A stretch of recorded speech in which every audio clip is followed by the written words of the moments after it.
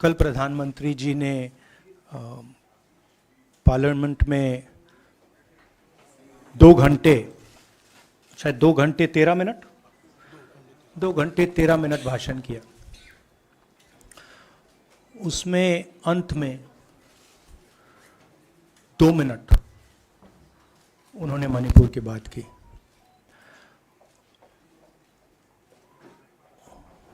मणिपुर में महीनों से आग लगी हुई है, लोग मारे जा रहे हैं, बलात्कार हो रहा है, बच्चों को मारा जा रहा है। और अगर आपने देखा होगा कल, तो प्रधानमंत्री हंस हंस के बोल रहे थे, मुस्कुरा रहे थे, जोक्स क्रैक कर रहे थे, हंस रहे थे। ये उनको शोभा नहीं देता है। हिंदुस्तान का प्रधानमंत्री, अगर इस देश में हिंसा हो रही है, दर्द हो रहा है, हिंदुस्तान के प्रधानमंत्री को 2 घंटे मजाक नहीं उड़ाना चाहिए। विषय कांग्रेस नहीं था, विषय मैं नहीं था, विषय मणिपुर है। मणिपुर में क्या हो रहा है और उसको एकदम क्यों नहीं रोका जा रहा है, ये विषय है। मैं आपको अपना एक्सपीरियंस देता हूं, जो मैंने शायद अभी तक बोला नहीं, शायद पहले बोल देना था। मैं अब तकरीबन 19 साल से राजनीति में हूं और मैं हर स्टेट में गया हूं। बाढ़ आए, तूफान आए, सुनामी आई थी, हिंसा होती है, हम जाते हैं। 19 साल के एक्सपीरियंस में जो मैंने मणिपुर में देखा और सुना, वो मैंने कभी पहले नहीं सुना था। मैंने पार्लियामेंट में बोला कि प्रधानमंत्री जी ने, अमित शाह जी ने भारत माता की हत्या की है, मणिपुर में भारत को खत्म कर दिया है। मैंने ऐसे नहीं बोला था, ये खोखले शब्द नहीं है। मैं आपको समझाता हूं मैंने ये बात बोली क्यों। जब हम मणिपुर पहुंचे, हम लैंड किए, हमें मणिपुर में दौरा करना था। जब हम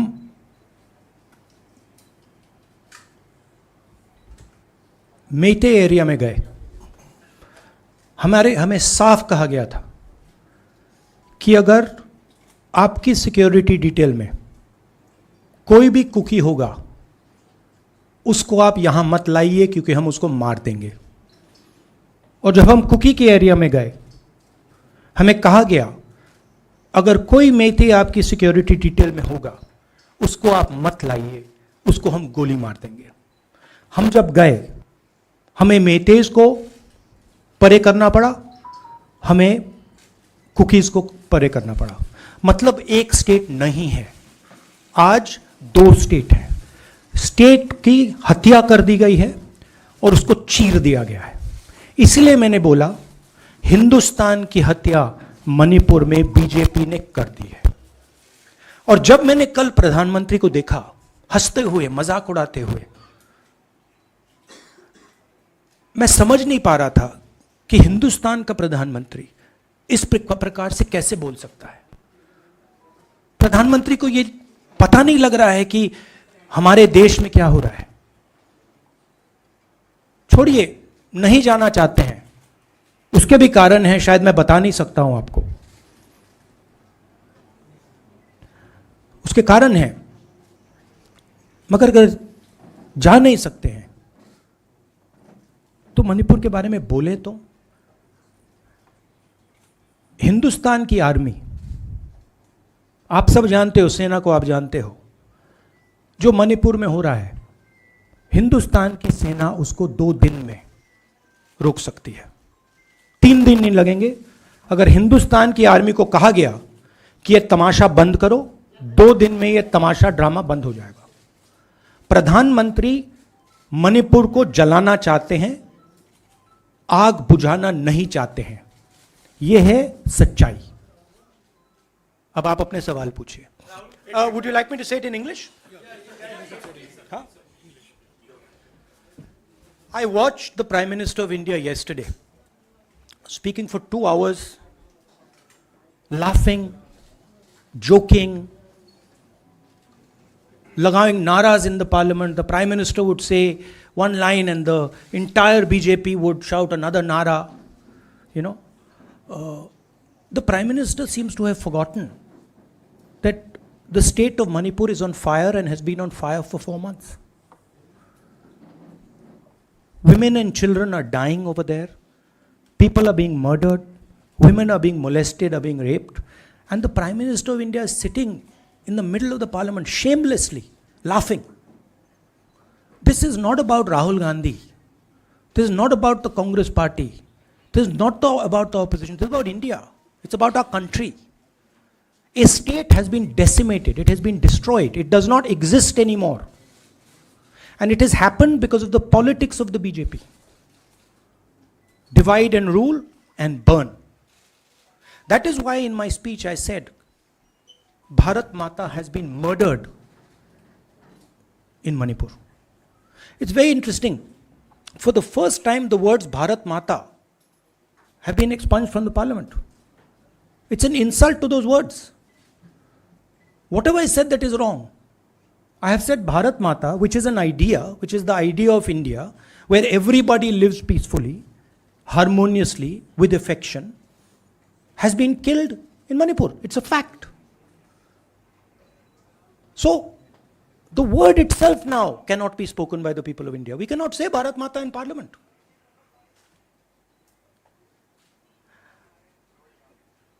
I want to tell you about my own personal experience of Manipur. I've spoken to you about, I spoke in parliament about the women I met, the pain I heard. But I want to tell you why I said India has been murdered in Manipur. And I said it because Manipur no longer exists as a state. A state requires control. A state requires authority. That is disappeared in Manipur. It does not exist. And I saw this with my own eyes. When we went to Manipur, when we went to the Meitei area, we were categorically told that please ensure, we want you to come, we love you, but please ensure that if there are any cookies in your security detail, they do not come into our area or we will shoot them. When I went into the cookie area, we were told the same thing. We love you, we want you to come. But please make sure, if there are any Meiteis in your security detail, we will shoot them. Do not bring them here. Before going to the Meitei area, we had to remove all cookies from our security detail. Before going to the cookie area, we had to remove all Meiteis from our security detail. When we went there, the security forces, central security forces, told us we have never seen anything like this. We were told it is completely outside our control. Okay? That is why I said Manipur has been murdered by the BJP and the idea of India has been murdered by the BJP in Manipur. I was not speaking metaphorically. I was speaking literally.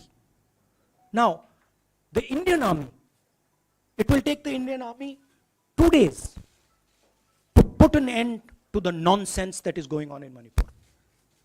The Prime Minister refuses to stop the fire. He wants Manipur to burn. He allows Manipur to burn.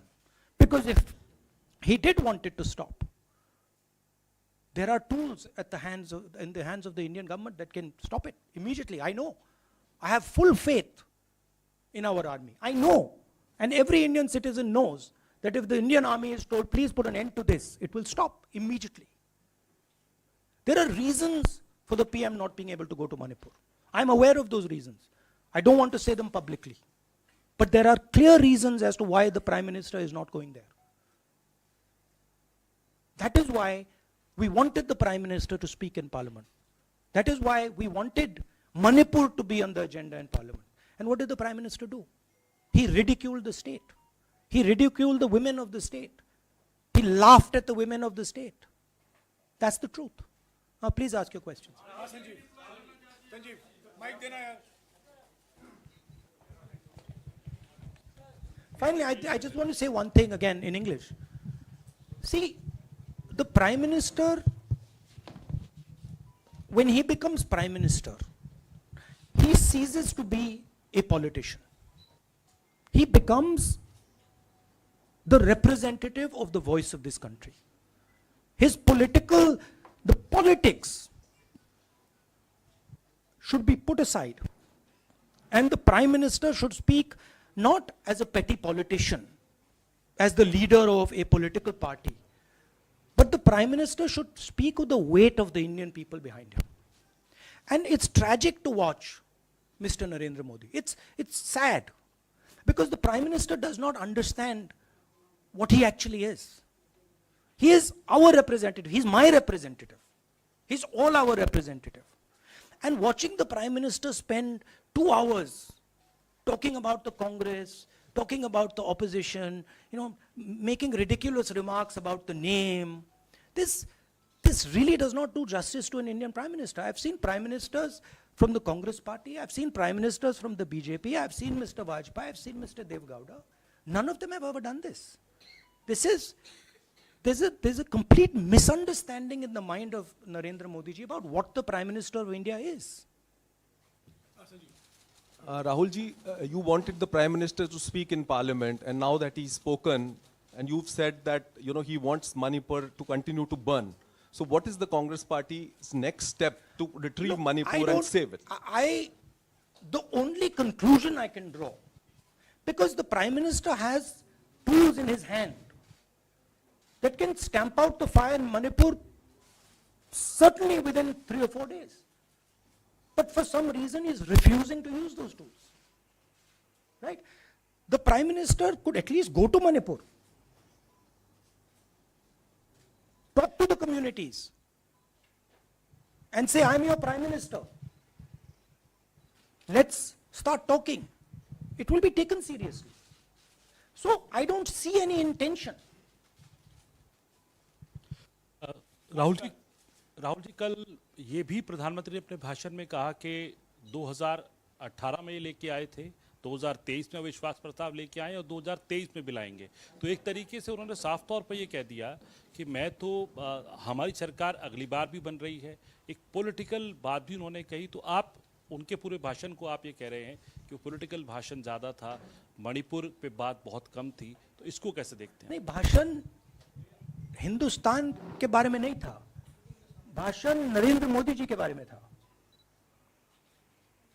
वो अपनी राय, अपनी राजनीति, अपने ambitions वो आपको दे रहे थे।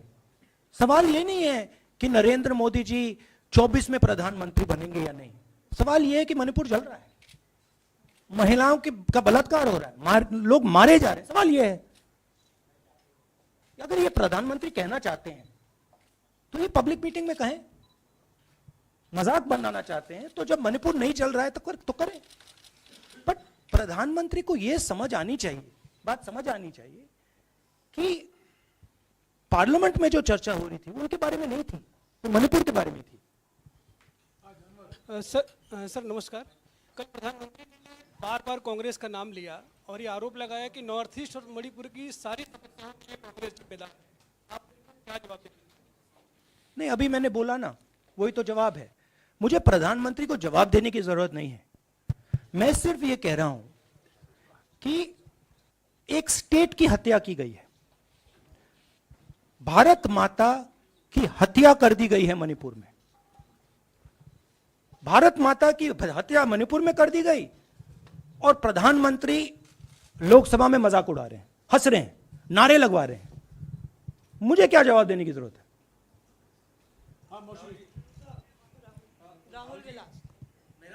एक मिनट मोहित, ऑर्डर से please. Mr. Gandhi, you waxed eloquent. Rahul, आपने बोला कि प्रधानमंत्री ने बोला सदन में कि गृह मंत्री अमित शाह ने विस्तार से जवाब दे दिया। अमित शाह साहब ये कहते हैं कि मणिपुर के सीएम को हटाने की जरूरत इसलिए नहीं है क्योंकि उन्होंने हमारी पूरी बात सुनी और वो कभी भी कोई हमने डीजीपी चेंज किया, डीजीपी चेंज कर दिया, उन्होंने जो भी प्रशासनिक व्यवस्था हम चेंज करना चाहते थे, इसलिए मणिपुर सीएम को हटाने की मणिपुर कोई जरूरत सीएम, नहीं। जब मैं मणिपुर गया, मणिपुर सीएम ने जो मणिपुर में हजारों वेपन्स जो लूटे गए, वो मणिपुर सीएम के नीचे ही हुआ। तो क्या अमित शाह चाहते थे कि ये हजारों वेपन्स लूटे जाएं?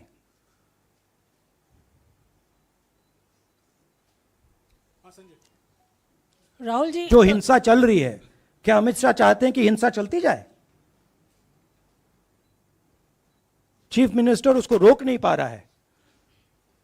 अमित शाह जी कह रहे हैं कि भैया वो हमारी बात मान रहा है, तो क्या आप चाहते हैं कि मणिपुर जलता जाए? राहुल जी, एक संसद में एक नया ट्रेंड दिखाई दे रहा है कि कई सेशन से अपोजिशन के एमपीज या तो सस्पेंड हो रहे हैं या डिस्क्वालीफाई हो रहे हैं, या एक सेशन से ज़्यादा ये अपोजिशन के एमपीज का जो प्रिविलेज मोशन या प्रिविलेज रूल्स के तहत जो डिस्क्वालिफिकेशन हो रहा है या सस्पेंशन हो रहा है, इसका जो ट्रेंड बढ़ रहा है, इसको आप लोग कैसे एड्रेस करेंगे? आप देखिए, एमपीज को निकालें, वापस डालें, हमारा काम बदलता नहीं है। हमारा लक्ष्य जो मणिपुर में हो रहा है उसको रुकवाने का है। जो भी औजार हमारे हाथों में है, उस हिंसा को रुकवाने के लिए उनका हम प्रयोग कर रहे हैं और करेंगे।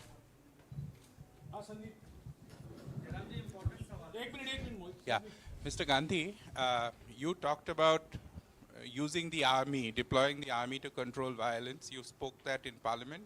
You've repeated here. But the BJP has criticized you and even previous Congress governments, saying that we want to solve the issue through dialogue. And they've criticized that in the 60s, in 64, the Mizo National Famine Front was bombed by the Indian Army, by the Indian Air Force. So they said that, you know, they do not believe I have never heard in my entire career, I have never been told anywhere I have been in India that if you take this person as a security officer with you, we will put a bullet in his head. I have never heard it. And I heard it twice in Manipur. That means there is no dialogue in Manipur. There is pure violence taking place in Manipur. The first step is to stop the violence, put an end to it. I point out the army, but what I mean is that the Prime Minister has multiple instruments in his hands. He's not using them. It's been burning for 4 months. He's doing nothing and he's laughing. I'm amazed people can't see this. That he's sitting in Parliament and laughing. Jairam ji, Last question.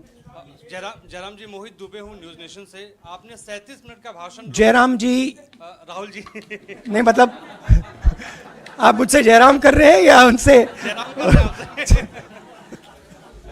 Rahul ji, आपने जय सिया राम। राहुल जी, आपने 37 minute का भाषण लोकसभा के भीतर दिया और 37 minute में सिर्फ आपको करीब 14 मिनट ही दिखाया गया, बाकी आपके चेहरे पे कैमरा नहीं था और आप मणिपुर गए, मैक्सिमम टाइम आपने मणिपुर के ऊपर बोला। इस परंपरा को आप किस तरीके से देखते हैं?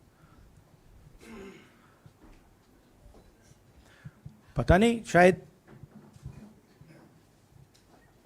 कॉन्ट्रडिक्शन है। शायद पीएम मेरा चेहरा टीवी पे नहीं देखना चाहते, मगर फिर पीएम मेरी वीडियो के बारे में बात करते हैं। तो पता नहीं क्या है, बट मुझे लगता है शायद उनको मेरा चेहरा टीवी पे देखना अच्छा नहीं लगता। कोई प्रॉब्लम नहीं है। जो मैंने बोलना था, देखिए मुझे अपना काम करना है। मैं जानता हूं कि मीडिया पे कंट्रोल है, लोकसभा राज्यसभा टीवी पर कंट्रोल है, वो उसके बारे में मैं कुछ ज़्यादा नहीं कर सकता हूं, मगर मुझे अपना काम करना है, मैं अपने काम को करता हूं। जहां भी भारत माता पर आक्रमण होगा वहां मैं आपको खड़ा मिलूंगा, भारत माता की रक्षा करते हुए मिलूंगा।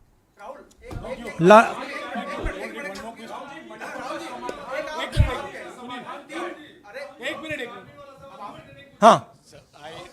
Okay, last question, brother. So the Supreme Court has already said what it has in terms of a constitutional breakdown, as well as now, you are asking for the army.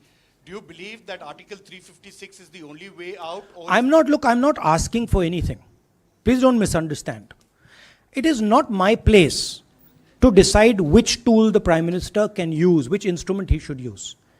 I am pointing out that there are multiple instruments that the Prime Minister has at his disposal, and he is not using a single one. I'm pointing out that Manipur has been burning now for 4 months, and the Prime Minister is in a very good mood. He's sitting in Parliament, he's laughing, he's joking, his entire cabinet is in giggles. This to me seems completely insane. This has got to stop. India is burning in Manipur. The idea of India has been destroyed in Manipur. Let's rebuild it quickly. Thank you.